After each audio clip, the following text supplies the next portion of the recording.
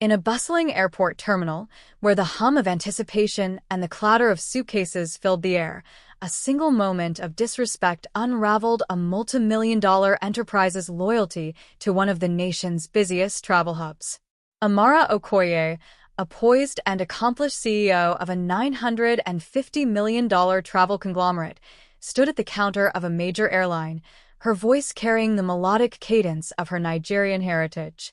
What began as a routine interaction spiraled into a confrontation that would send shockwaves through the industry, as a ticket agent's mockery of Amara's accent ignited a chain of events that led her entire travel group to abandon the airport overnight, reshaping the dynamics of power, respect, and accountability in the travel world. Amara Okoye was no stranger to the fast-paced rhythm of international travel. As the founder and CEO of Horizon Global Travel, a company that orchestrated high-end group tours, corporate retreats, and cultural expeditions across 6 continents, she had built a reputation for excellence. Her company, valued at $950 million, catered to affluent clients, business executives, celebrities, and families seeking bespoke experiences. Horizon's annual contracts with airlines, hotels, and local vendors generated millions in revenue for its partners, and Amara was the linchpin, her vision and leadership steering the company to global acclaim. At 42, she carried herself with the quiet confidence of someone who had overcome countless barriers, from navigating a male-dominated industry to challenging stereotypes about African women in business. Her accent, a rich blend of Igbo inflection and polished English, was a point of pride, a reminder of her roots in Lagos and her journey to the boardrooms of New York and London. On that fateful morning at John F. Kennedy International Airport, Amara was at the head of a group of 120 clients, a mix of corporate leaders and their families, embarking on a 2-week luxury tour through Southeast Asia. The group's itinerary, meticulously planned by Horizon, included private jet charters, 5-star resorts, and exclusive cultural experiences in Thailand, Vietnam, and Singapore. The total cost of the trip exceeded $4 million, with a significant portion allocated to airline bookings through Delta Air Lines, a long-standing partner of Horizon. Amara had arrived early at the terminal to ensure a smooth check-in process, her team coordinating with airline staff to handle the group's luggage and boarding passes. At the Delta counter, Amara approached a ticket agent named Karen Mitchell, a woman in her late 30s with a reputation among colleagues for her sharp tongue and impatience during busy shifts. The terminal was crowded, with lines snaking through the check-in area and announcements blaring overhead. Amara, dressed in a tailored navy blazer and cream slacks, smiled warmly as she handed over the group's travel documents. "Good morning," she said, her voice clear but distinctly accented. "I'm checking in a group of 120 passengers for the 11:45 a.m. flight to Bangkok."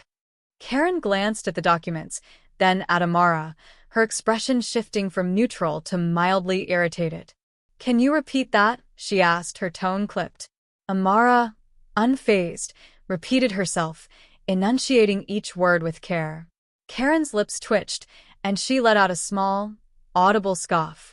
"I'm sorry, I'm having trouble understanding you," she said, her voice laced with condescension.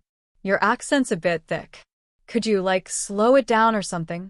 Amara froze, her smile faltering. The words hit like a slap, not because they were unfamiliar.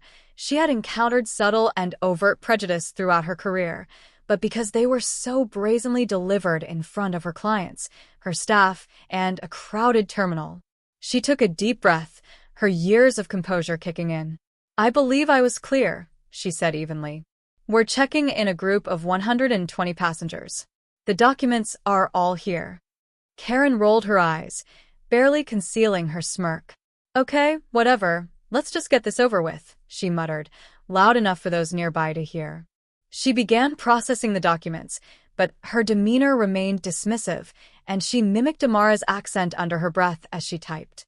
"Bangkok," she said, elongating the syllables in a mocking tone. A few passengers in line chuckled, while others shifted uncomfortably. Amara's assistant, Tolu, a young Nigerian woman who had been with Horizon for 5 years, stepped forward, her face tight with anger, but Amara raised a hand to stop her. She wasn't ready to escalate, not yet. The check-in process continued, but the damage was done. Amara's clients, many of whom had traveled with Horizon for years, exchanged glances. Some were visibly offended, others embarrassed for Amara. The group included a prominent tech CEO, a retired diplomat, and several high-profile philanthropists, all of whom valued Horizon's commitment to dignity and cultural sensitivity. To them, Amara wasn't just a travel agent. She was a trusted curator of experiences, someone who ensured every detail of their journeys reflected respect and professionalism. Watching her be belittled in public was jarring, and it planted a seed of unease. As the group moved toward the gate, Amara pulled Tolu aside. "Document everything," she said quietly. "Every word, every gesture. I want it on record." Tolu nodded, pulling out her phone to take notes. Amara's mind was already racing, not with anger, but with strategy. She had spent 2 decades building Horizon from a small startup in Lagos to a global powerhouse. She had negotiated with governments, partnered with Fortune 500 companies, and navigated crises from natural disasters to political unrest. A single rude employee wouldn't derail her, but it would not go unaddressed. By the time the group reached the gate, word of the incident had spread among the travelers. Several clients approached Amara, expressing their outrage. "That was unacceptable," said Michael Chen, a Silicon Valley executive who had booked Horizon for his company's annual retreats. "You shouldn't have to deal with that, Amara. None of us should." Others echoed his sentiment, and a quiet consensus began to form. This wasn't just about Amara. It was about the kind of treatment they, as Horizon's clients, were willing to tolerate from the airline. Amara boarded the flight to Bangkok with her group, but her focus was no longer on the itinerary. During the 17-hour flight, she sat in her business class seat, laptop open, drafting emails and making calls when the plane's Wi-Fi allowed. She contacted her legal team, her board of directors, and her key partners at Horizon. She also reached out to her contacts at Delta's corporate office, requesting an immediate investigation into the incident. By the time the plane touched down in Bangkok, Amara had a plan. The next morning, as the group settled into their hotel, Amara convened a meeting with her senior staff and the trip's lead clients. She stood at the head of a conference room in the Shangri-La Hotel, her voice steady but firm. "What happened yesterday wasn't just an insult to me," she said. "It was a failure of professionalism that reflects on the entire experience we promise our clients. Horizon has built its reputation on respect, and we cannot align with partners who don't uphold that standard." The room was silent. Amara outlined her proposal. Horizon would immediately suspend its partnership with Delta Air Lines, redirecting all future bookings to competitors like Emirates and Singapore Airlines, both of which had courted Horizon for years.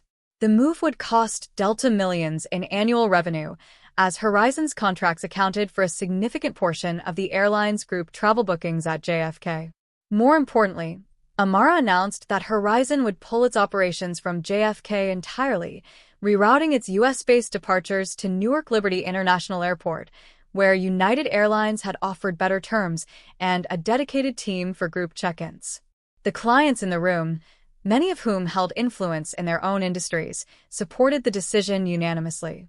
"If Horizon's moving, we're moving," said Aisha Khan, a philanthropist whose foundation had booked multiple trips with Amara's company. "You've always treated us like family.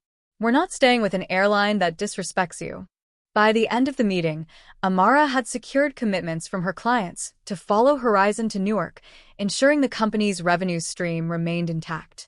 Back in New York, news of Horizon's decision spread quickly. Amara's legal team filed a formal complaint with Delta, citing discrimination and breach of contract. The complaint included Tolu's detailed notes, witness statements from clients, and security footage from the terminal, which Amara's team had requested through their contacts at JFK. The footage captured Karen's mocking tone and gestures, leaving little room for the airline to deflect blame. Delta's response was swift but insufficient. The airline issued a public apology on X, stating that the incident was under investigation and that they were committed to diversity and inclusion. But Amara wasn't interested in platitudes. She instructed her PR team to release a statement announcing Horizon's withdrawal from JFK and its partnership with Delta. The statement, posted on Horizon's website and amplified across social media, detailed the incident without naming Karen directly. It emphasized Horizon's commitment to its clients and its refusal to tolerate disrespect. The post went viral, garnering thousands of shares and comments, many from travelers who shared their own stories of mistreatment at airports. The fallout was immediate. Delta's stock dipped 3% within hours, as investors reacted to the loss of Horizon's business and the negative publicity. Other travel groups, inspired by Amara's stand, began reevaluating their own partnerships with the airline. Meanwhile, Newark Liberty International Airport and United Airlines seized the opportunity, offering Horizon a dedicated check-in lounge and priority boarding for its groups. The transition was seamless, with Horizon's first group departing from Newark within 48 hours of the announcement. Karen Mitchell, the ticket agent, was suspended pending Delta's investigation, but the damage to her career was already done. Social media users identified her through employee directories and began sharing her name, prompting Delta to issue a second statement clarifying that the employee's actions did not reflect the company's values. For Amara, Karen's fate was secondary. Her focus was on protecting her company's reputation and ensuring her clients' trust. Within a week, Horizon's move to Newark was complete. The company's $950 million valuation remained unshaken, and its client base grew as new groups, inspired by Amara's principled stand, signed on for future trips. Emirates and Singapore Airlines reported a surge in bookings from Horizon, while Delta scrambled to salvage its reputation. Amara, meanwhile, returned to her work with renewed purpose. The incident had been a reminder of the challenges she faced as a Black woman in a global industry, but it had also showcased her power to demand change. Months later, at an industry conference in Singapore, Amara took the stage as the keynote speaker. She recounted the incident, not as a victim, but as a leader who had turned adversity into opportunity. Respect isn't negotiable, she told the audience of travel executives and policymakers. When we stand together, we can move mountains or, in my case, an entire travel group. The room erupted in applause, and Amara's story became a case study in corporate accountability, taught in business schools and cited in diversity training programs. Horizon Global Travel continued to thrive, its influence growing with each new contract. Amara's decision to walk away from a toxic partnership sent a clear message: no company, no matter how big, could afford to underestimate her. And in the quiet moments, when she reflected on that day at JFK, Amara felt a quiet pride, not just in her success, but in the legacy she was building for the next generation of leaders who, like her, refused to be silenced.